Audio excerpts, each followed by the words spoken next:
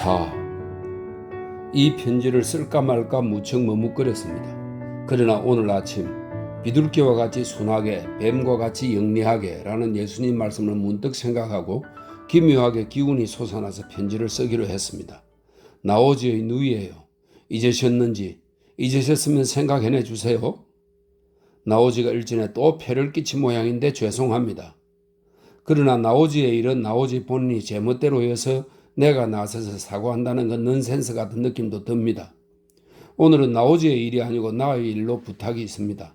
교바시 아파트에서의 재난, 그리고 지금의 주소로 이사하셨다는 말도 나오지에게서 들었고 정말이지 도쿄 교회의 그 댁으로 찾아갈까도 생각했습니다만 어머니가 일전부터 또 좀 편찮으셔서 허용되지 않기 때문에 편지를 올리기로 했습니다.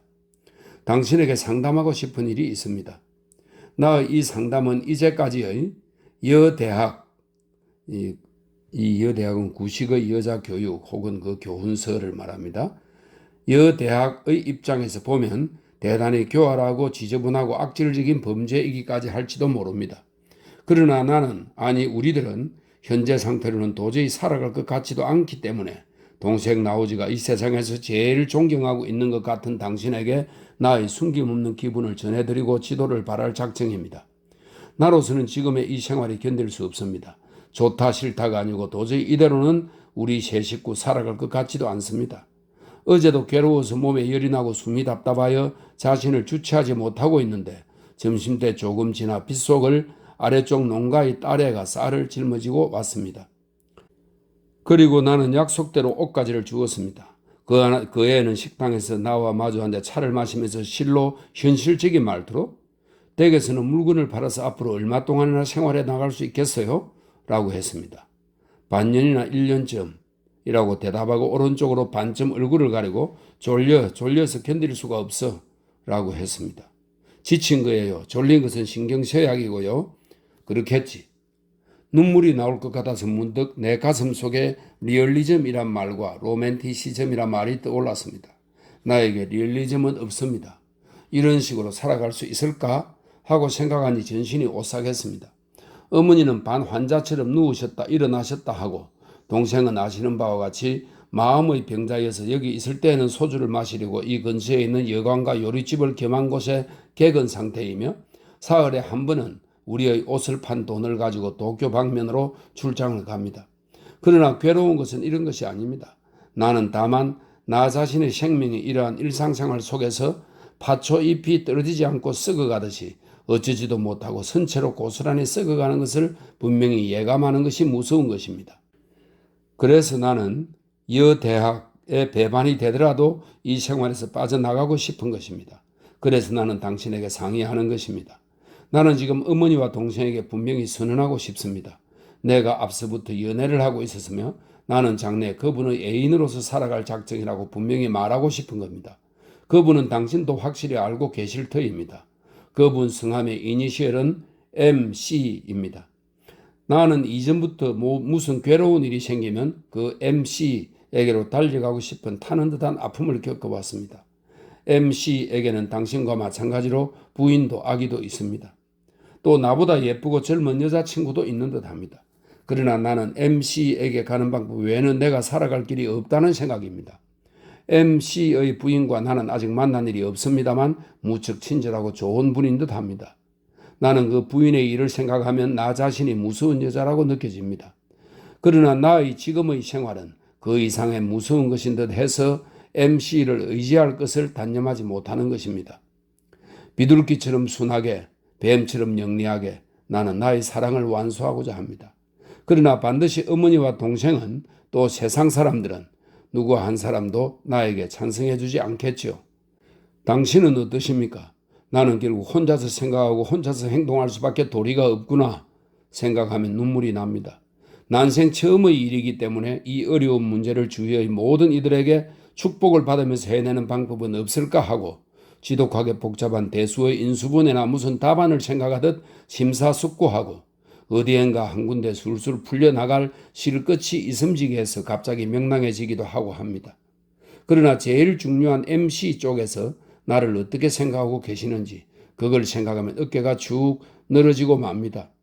말하자면 나는 밀고 들어가는, 뭐라고 할까, 밀고 들어가서 억지로 아내가 되는 것 같은 억지 춘향이로 행세하는 애인이라고나 할까.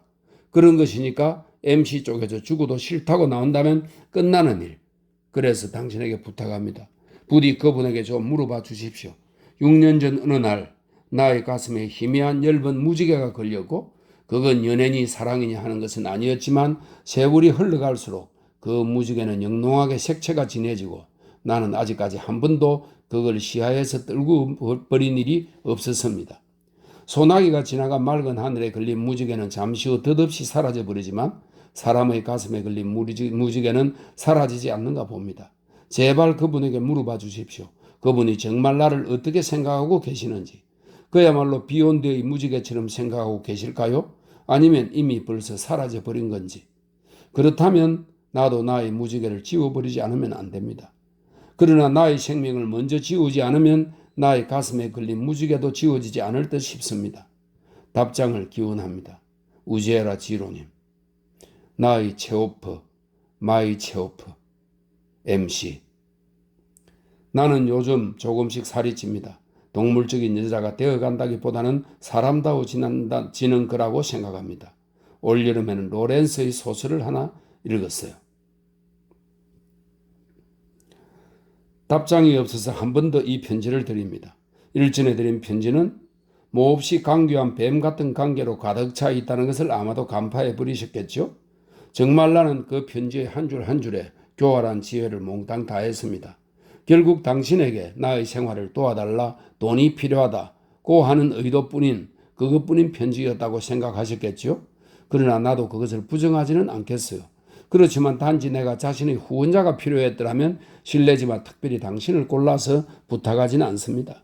다른 곳에 나를 귀여워해주는 많은 노인 부자가 있을 것 같아요. 사실 요전에도 묘한 혼담 같은 게 있었어요.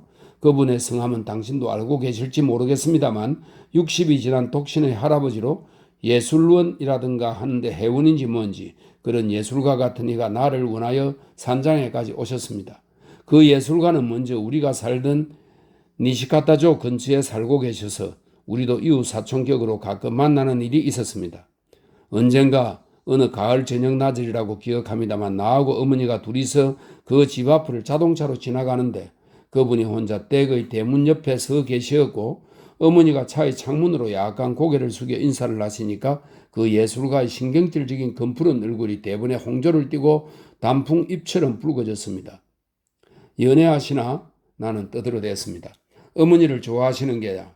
그러나 어머니는 동료도 없이 아니야 훌륭하신 분이라고 혼잣말처럼 하셨지요.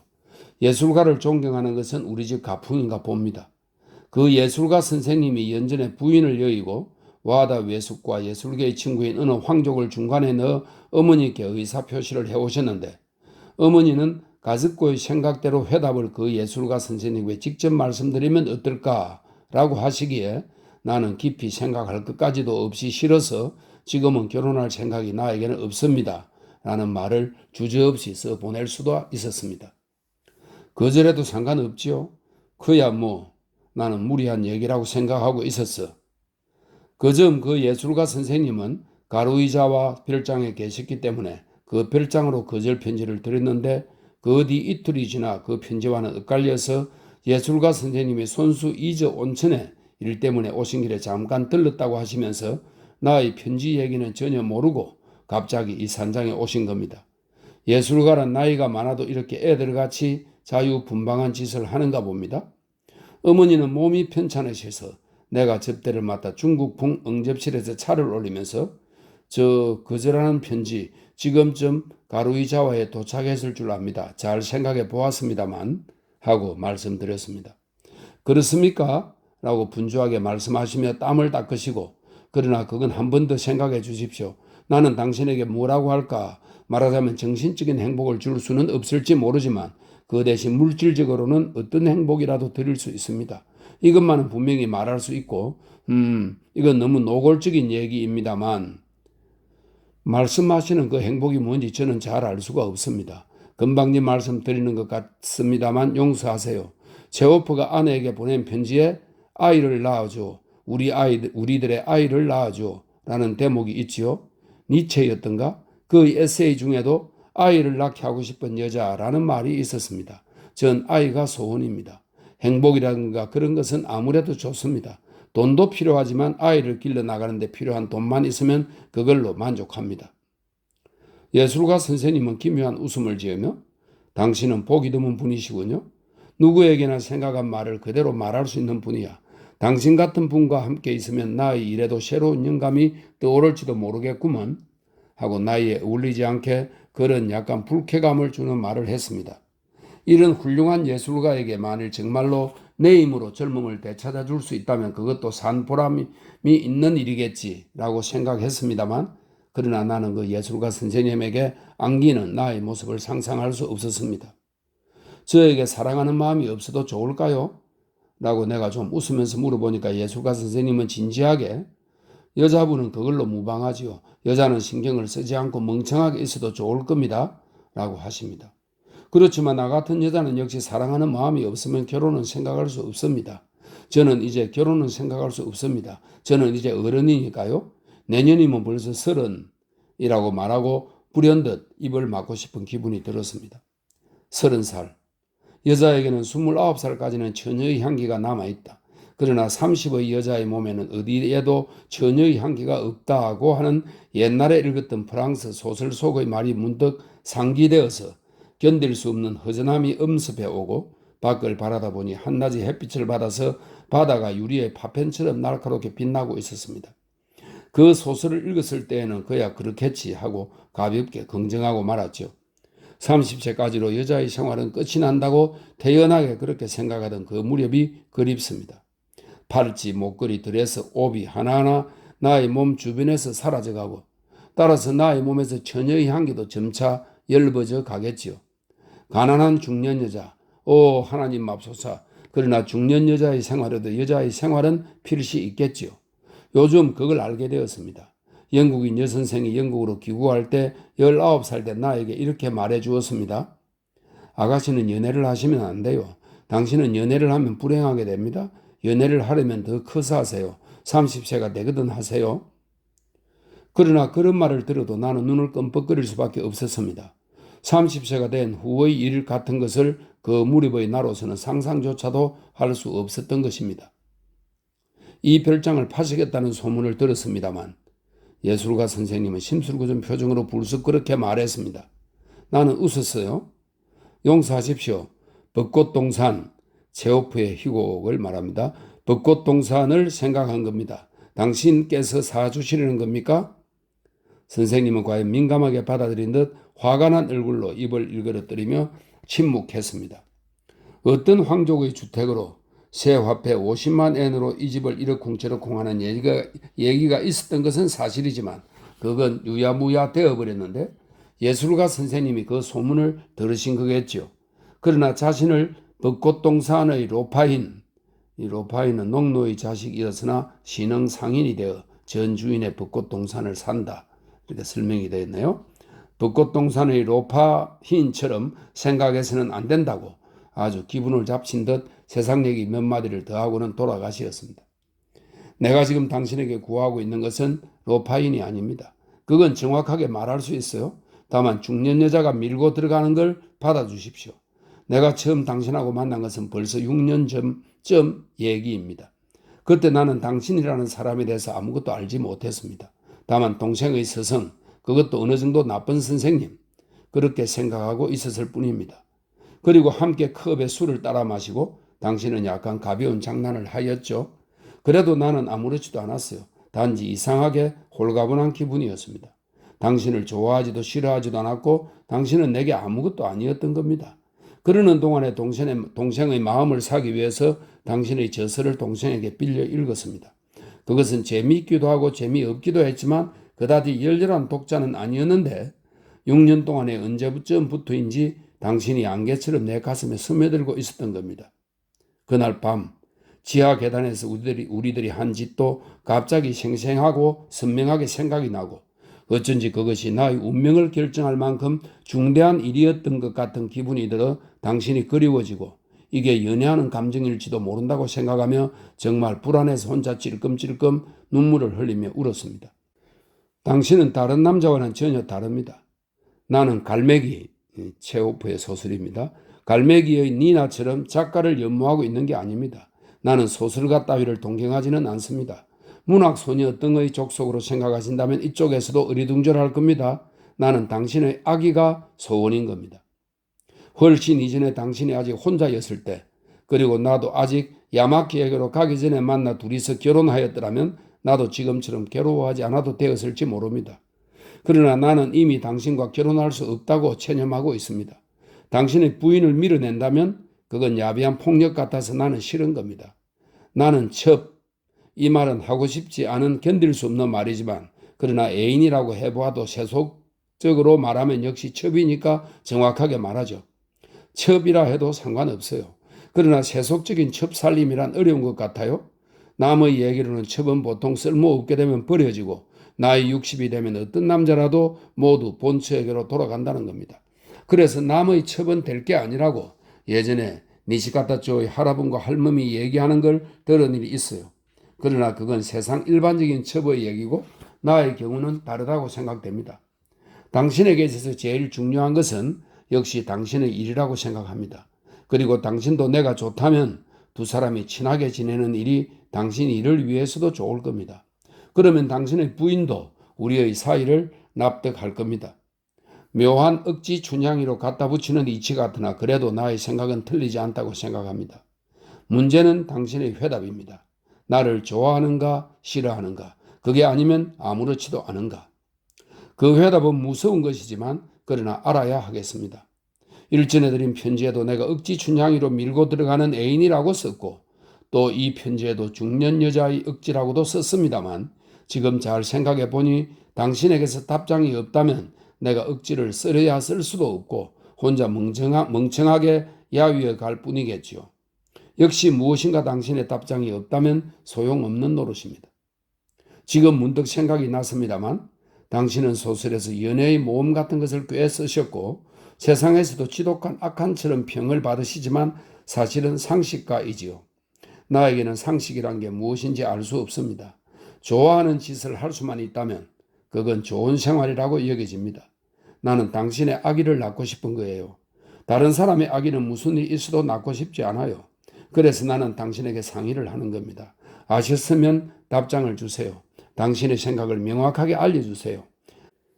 비가 그치고 바람이 붑니다. 지금은 오후 3시예요. 지금부터 1급주 배급을 타러 갑니다. 럼주 병 2개를 주머니에 넣고 가슴 호주머니엔 이 편지를 넣고 10분 후에는 아랫마을로 내려갑니다. 이 술은 동생에게 주지 않고 가즈코가 마실 겁니다. 매일 밤 한 컵씩 마십니다. 술은 컵으로 마시는 게 진짜인 것 같아요. 이쪽에 오시지 않으시겠습니까? MC님께. 오늘도 비가 내립니다. 눈에도 보이지 않는 안개 같은 비가 내리고 있습니다. 매일매일 외출도 하지 않고 답장 오기만을 기다리고 있으나 마침내 오늘까지 답장이 없었습니다. 도대체 당신은 무엇을 생각하고 계시는지요? 일전 편지에 예술가 선생님의 얘기를 쓴 게 잘못이었을까요? 이런 혼담 같은 걸 써서 경쟁심을 복두드리고 하고 있군 하고 생각하셨는지요? 그러나 그 혼담은 그걸로 끝난 것입니다. 아까도 어머니와 그 얘기를 하고는 웃었습니다. 어머니께서는 앞서 혀끝이 아프셨는데 나오지에게 들은 미양요법으로 혀끝의 통증이 나와서 요즘은 약간 건강해지셨습니다. 아까 내가 마루에 서서 소용돌이 치며 바람에 불리는 이슬비를 바라보며 당신의 기분을 상상하고 있을 때 우유를 끓였으니 이리 와 라고 어머니가 식당 쪽에서 부르셨습니다. 날씨가 추워서 뜨겁게 해보았어. 우리는 식당에서 김이 오르는 뜨거운 우유를 마시면서 앞서 예술가 선생님의 이야기를 했습니다. 그분 나하고는 근본적으로 어울리지 않아요? 어머니는 태연하게 어울리지 않아 라고 하셨습니다. 나는 이렇게 제멋대로 사는 사람이고 그래서 예술가라는 게 싫지는 않아요. 더구나 그분에게는 많은 수입이 있는 모양이고 그런 분하고 결혼하면 그야 좋겠지만 그래도 싫어요. 어머니는 웃으시면서 가즈코는 나쁜 아이야. 그렇게 싫은데도 앞서 그분하고 느긋하게 무엇인지 즐거운 듯이 얘기를 하고 있었지? 가즈코의 기분 난 모르겠어. 어머 그래도 재미있었어요. 난 교양이 없나 봐요. 아니에요. 가즈코가 끈질긴 거야. 가즈코 진드기. 어머니는 오늘 무척 기분이 좋으셨어요. 그리고 어제 처음으로 빗어 올린 나의 머리를 보시고 머리 올리는 건 머리카락이 적은 사람이 하면 좋아. 가즈코의 경우는 너무 푸짐해서 조그만 금관이라도 쓴 것 같아 실패작이야. 가즈코 실망했어요. 그래도 언젠가 어머니가 가즈코는 목이 희고 고우니까 목을 감추지 않도록 하라고 하셨는걸요. 그런 말은 잊지 않고 기억하는구나. 조금이라도 칭찬받은 일은 평생 두고 기억하는 편이 즐거운데요, 뭐. 앞서도 그분에게 칭찬을 들었지? 네, 그래요. 아주 착 달라붙었지요. 나와 함께 있으면 영감이. 견딜 수 없어. 난 예술가가 싫진 않지만 그런 인격자같이 점잠 빼는 사람은 감당 못해요. 나오지의 스승이란 사람은 어떤 사람이야? 나는 가슴이 덜컥했어요. 잘 모르지만 어차피 나오지의 스승인걸요? 딱지 붙은 불량인가 봐요. 딱지가 붙어? 하고 어머니는 즐거운 듯한 눈을 하며 혼자말을 하시고는 재미있는 말이군. 딱지가 붙었으면 오히려 안전하고 좋지 않을까? 방울을 목에 걸고 있는 새끼 고양이처럼 예쁘지 않아? 딱지가 안 붙은 불량이 무서운 거야. 그럴까요? 기뻐서 나의 몸이 연기가 되어 하늘로 쑥 빨려 올라가는 기분이었습니다. 아시겠어요? 왜 내가 기뻤는지 아실 수 없다면 때려줄 거예요. 정말 한번 이쪽으로 놀러 오세요. 내가 나오지에게 당신을 모시고 오라고 하는 것도 좀 부자연스럽고 이상하니까 당신 자신의 취향으로 문득 이곳에 들르신 것 같은 형식으로 나오지 안내를 받고 오셔도 좋지만 그래도 가능하다면 혼자 그리고 나오지가 도쿄에 출장 중일 때 와주십시오. 나오지가 있으면 당신을 나오지에게 빼앗겨버리고 틀림없이 당신들은 오사키 시내 집으로 소주나 마시러 가게 되고 그걸로 끝낼 것이 뻔한 노릇이거든요. 우리 집에서는 조상 대대로 예술가를 좋아했나 봐요. 고린이라는 화가도 옛날 우리의 교토 집에 오랫동안 체제하고 문장지에 아름다운 그림을 그려주시었대요. 그래서 어머니도 당신의 내방을 꼭 기뻐해 주실 거예요. 당신은 아마도 2층의 객실에서 쉬시게 되겠죠. 잊지 말고 전등불은 끄고 계세요. 나는 조그만 촛불을 들고 어두운 계단을 올라가서 그건 안 되죠. 너무 이러니까요. 난 불량배가 좋아요. 그것도 딱지 붙은 불량배 말이에요. 그리고 나도 딱지 붙은 불량 여성이 되고 싶어요. 그렇게 하는 수밖에 살아갈 도리가 없는 것 같아요. 당신은 일본에서 제일 가는 딱지 붙은 불량배지요. 그리고 요즘 또 많은 사람이 당신을 더럽고 부정한 사람이라고 몹시 미워하고 공격하고 있다는 사실을 동생에게 듣고 더더욱 당신이 좋아졌습니다. 당신은 틀림없이 여러 애인이 있으시겠지만 얼마 안 가서 나 하나만을 좋아하게 될 것입니다. 왠지 나에게는 그렇게 여겨지니 어쩔 수가 없어요. 그리고 당신은 나하고 생활하고 매일 즐겁게 일을 하실 수 있을 것입니다. 어렸을 때부터 나는 곧잘 남들에게 가즈코와 함께 있으면 괴로움이 잊혀진다는 말을 들었죠. 나는 아직까지 남에게 정오를 받은 경험이 없어요. 모두들 나를 좋은 아이라고 했습니다. 그래서 당신도 날 싫어할 턱이 없다고 결코 없다고 생각하는 거예요. 만나면 됩니다. 이젠 답장이고 뭐고 필요 없어요. 만나고 싶어요. 내가 도쿄의 당신 댁으로 방문하면 제일 간단히 배울 수 있겠지만 워낙 어머니가 반병자 같으셔서 나는 간호원 겸 가정부이기 때문에 도저히 갈 수 없습니다. 부탁이에요. 제발 이리로 와주세요. 꼭 한번 뵙고 싶어요. 그리고 모든 것은 만나면 할 일. 나의 입 양쪽 언저리에 생긴 보일까 말까한 주름살을 보아주세요. 세계적인 슬픔의 주름살을 보아주세요. 나의 어떠한 말보다도 나의 얼굴이 나의 가슴 속의 생각을 분명히 당신에게 알릴 것입니다. 맨 처음에 드린 편지에 나의 가슴에 걸린 무지개의 얘기를 썼습니다만 그 무지개는 개똥벌레의 빛 같은 별빛 같은 그런 품이 있는 고상한 아름다운 빛이 아닙니다. 그렇게 엷고 먼 그리움이라면 나는 이토록 고통을 받지 않고 차츰 당신을 잊어나갈 수가 있었겠지요. 나의 가슴의 무지개는 불꽃의 다리입니다. 가슴이 까맣게 타버릴 만큼 그리운 겁니다. 마약 중독자가 마약이 떨어져서 약을 구할 때 심정도 이토록 애가 닳지는 않겠죠? 틀린 게 아니다, 사악한 게 아니다 하고 생각하면서도 문득 내가 큰일을 또 큰 바보짓을 저지르려고 하는 게 아닌가 생각하고 소름이 끼친 적도 있습니다. 미친 게 아닌가 하고 반성하는 그런 심정도 꽤 많이 있습니다. 그러나 나도 냉정하게 계획하기도 합니다. 정말 꼭 이곳으로 와주세요. 언제 오셔도 염려 없어요. 나는 아무데도 가지 않고 언제나 기다리고 있습니다. 나를 믿어 주십시오. 한 번 더 만나고 그때 싫으면 싫다고 분명히 말해주세요. 나 이 가슴의 불꽃은 당신이 붙은 것이니까 당신이 끄고 가주세요. 나 혼자의 힘으로는 도저히 끌 수가 없습니다. 하여튼 만나기만 하면 나는 소생합니다. 만요, 이것은 일본 최고의 시가집이라고 합니다. 만요나 겐지모노가타리, 이건 헤이안 시대의 장편 소설입니다. 만요나 겐지모노가타리 무렵이라면 내가 지금 말한 그런 말은 아무것도 아닌데 나의 희망은 당신의 애집이 되어 당신 아이의 어머니가 되는 일이에요. 이러한 편지를 만일 비웃는 사람이 있다면 그 사람은 살아가려는 여자의 노력을 조소하는 사람입니다. 여자의 생명을 비웃는 사람입니다.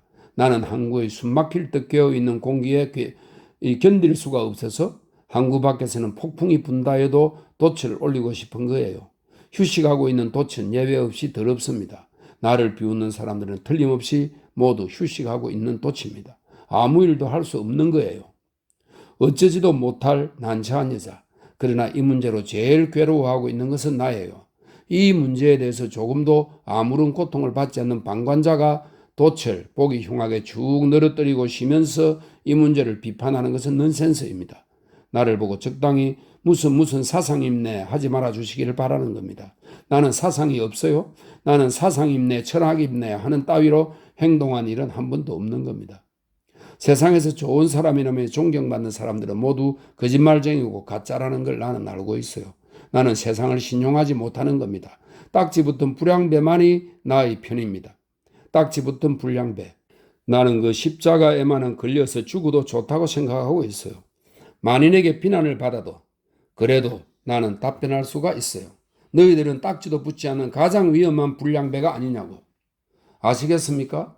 연애의 이유는 없습니다. 조금은 까다로운 말을 했습니다. 동생의 말을 흉내낸 것 같은 기분이 들기도 합니다.